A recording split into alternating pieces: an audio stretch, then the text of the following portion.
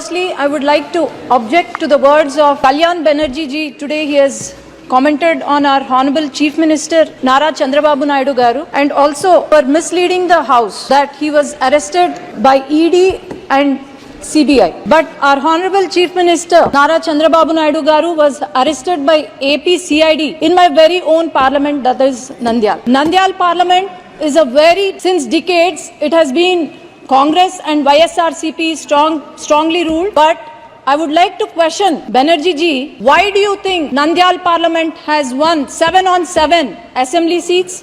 And why do you think I have won more than the majority he was boasting about today? Why do you think people of Andhra Pradesh has given clear mandate by Telugu Desam Party with NDA Alliance and Janasena winning? ఈ video కానీ మీకు నచ్చినట్లయితే like, comment, share చేయండి. మరిన్ని updates కోసం subscribe చేయండి.